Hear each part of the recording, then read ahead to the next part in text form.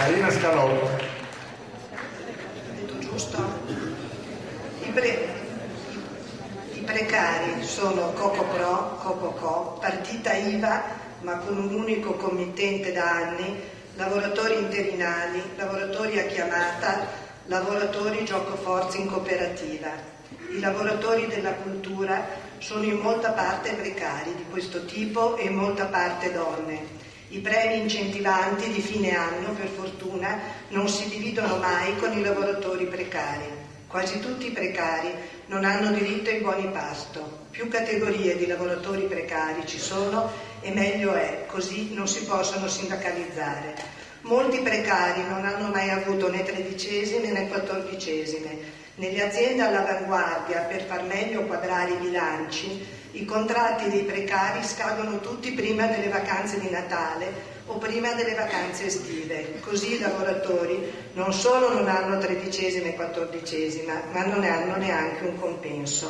Le precarie è meglio che non restino incinte. I precari non possono votare per le RSU. Un precario è meglio che comunque non si faccia vedere alle riunioni sindacali o aziendali e se proprio vuole partecipare è meglio che non parli.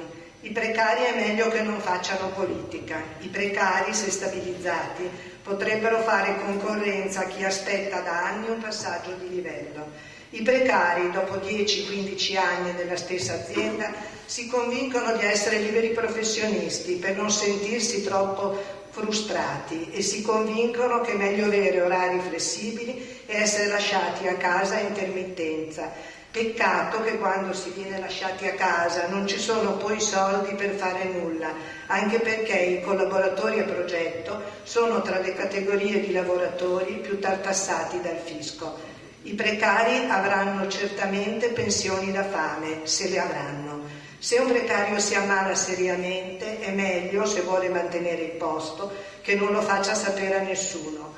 Un precario a progetto spesso fa lavori che richiederebbero una presenza stabile, ma non lo può dire. I beni culturali sono l'oro di questo paese, ma in Italia non è detto che a questo genere di lavoro si possano dedicare i più capaci, ma spesso i più raccomandati o quelli che hanno i genitori che si possono permettere di contribuire al sostentamento per molto tempo o addirittura a vita. Nei paesi asiatici e scandinavi in questi anni si è investito massicciamente nella selezione e nella formazione degli insegnanti.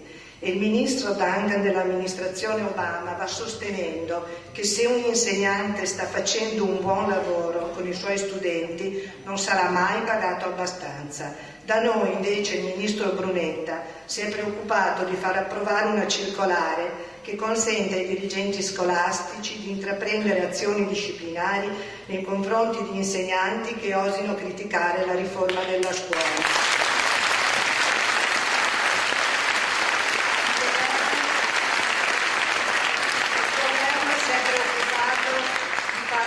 Una legge che rende pressoché impossibile ai precari rivalersi nei confronti dei datori di lavoro.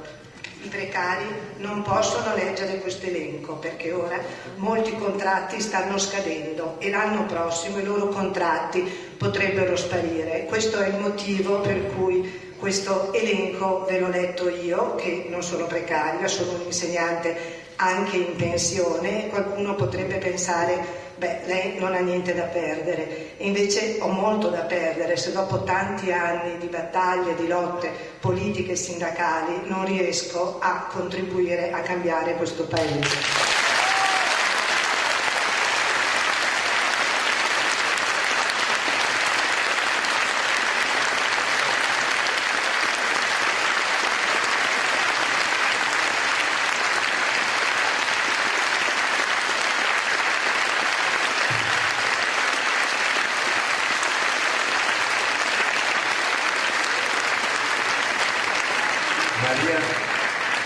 Maria Chiara Tosi.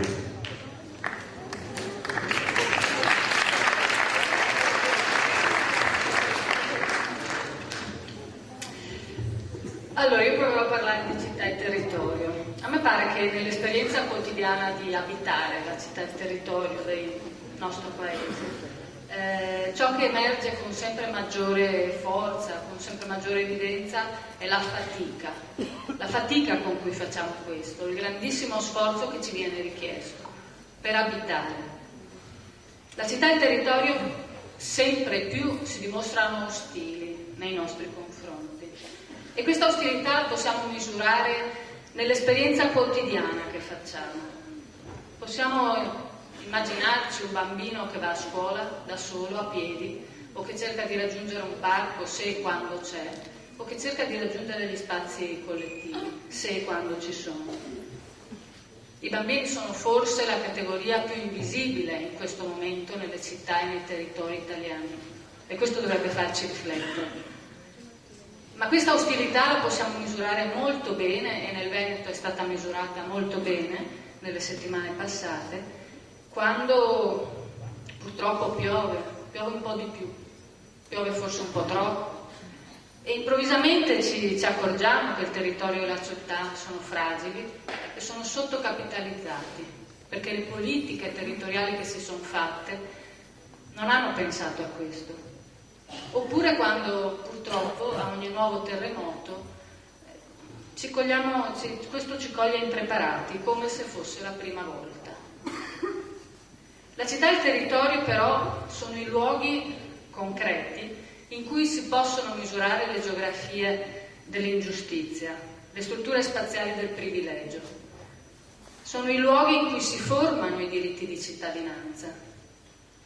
Detto diversamente, ciò che a me sembra che in questo paese sia stato dimenticato per troppo tempo, quasi cancellato, sono le ricadute che i modi in cui organizziamo la città e il territorio hanno sulla nostra vita quotidiana, sulla crescita delle diseguaglianze, sul degrado dell'ambiente, sulle possibilità di convivenza tra diversi e quindi sull'affermazione dei diritti di cittadinanza. Ciò che la quotidianità ci sbatte in faccia con una forte violenza, con un vento gelido, e oggi mi sembra che calzi questa affermazione, è la sottocapitalizzazione delle nostre città e dei nostri territori, la povertà di infrastrutture dedicate a garantire benessere collettivo e non comfort individuale. Ma non è di grandi infrastrutture collettive che parlo, anzi, queste a me sembra che in Italia siano state usate come delle astuzie utili per spostare l'attenzione di tutti da un problema assai più rilevante, pervasivo, che investe il nostro paese, che investe il Veneto in maniera forte. Si tratta dell'assenza di un reticolo minuto di spazi, servizi e attrezzature capaci di trasformare estese periferie, sequenze interminabili di case e capannoni, in spazi abitabili, in territori abitabili, dove risulti meno faticoso e meno ostile vivere, per tutti i suoi abitanti. Ecco, di questo il Veneto e l'intera Italia credo avrebbe grande bisogno, di un progetto tanto pervasivo quanto estesa e diffusa è stata la sua urbanizzazione, di innumerevoli interventi di riqualificazione che, a partire da un nuovo patto tra pratiche sociali, processi economici e forme dello spazio abitabile, siano in grado di ricostruire una trama di beni comuni, un grande progetto di welfare urbano e territoriale.